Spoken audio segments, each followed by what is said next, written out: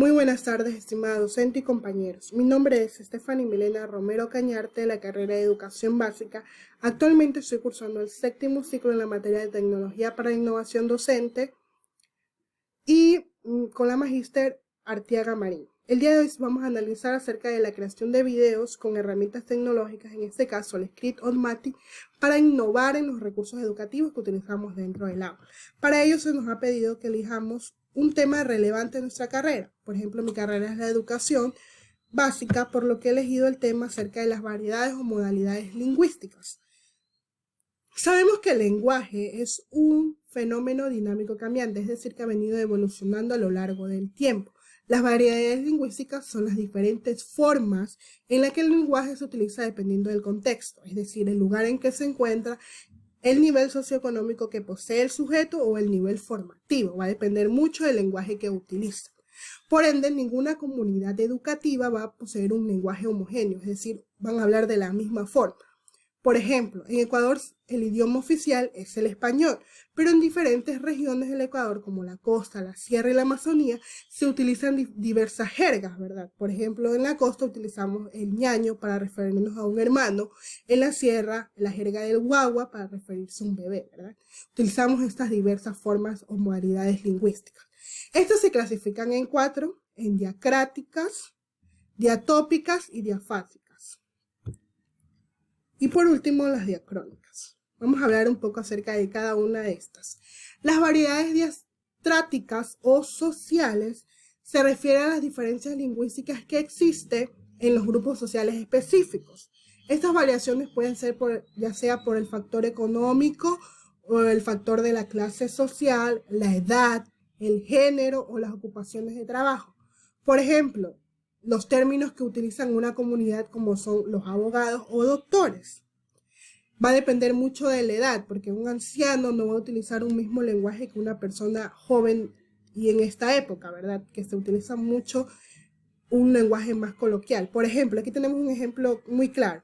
Un nivel culto para decir que posees un dolor sería me duele el vientre. Un nivel común que lo utilizamos muchas personas sería me duele el estómago, y un nivel vulgar sería me duele la panza. Podemos ver esta diferencia. Seguimos con la variedad diatópica geográfica. Esto va a depender del lugar o ubicación en que se encuentren. Estas pueden incluir el dialecto o el acento. Por ejemplo, aquí en Ecuador llamamos a la gaseosa cola y en México lo llaman refresco. Podemos ver estas diferentes formas de llamar a un objeto. Asimismo, como podemos ver en el ejemplo, el bus, en Colombia le dicen buseta, en Cuba guagua, en México camión. Ahí vemos esa variedad diatópica o geográfica, va a depender del país en el que te encuentres.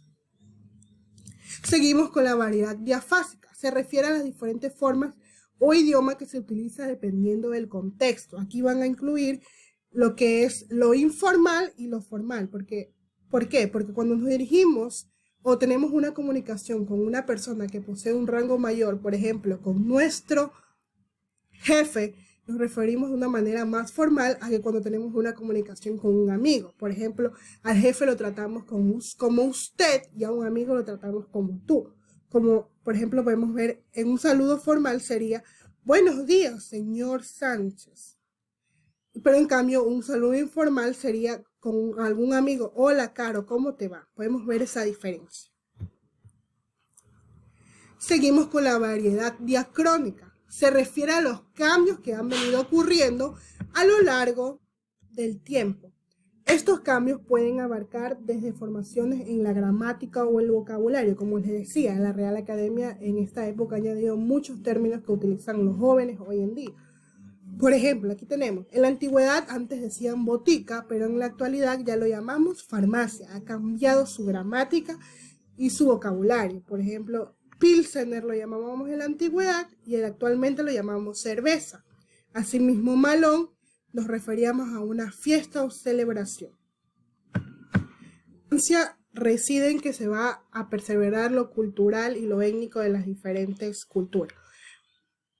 Y así podemos conocer las jergas que se utilizan en los diferentes países. Espero que mi aporte haya sido de su agrado. Muchas gracias. Dejo las referencias bibliográficas. Gracias.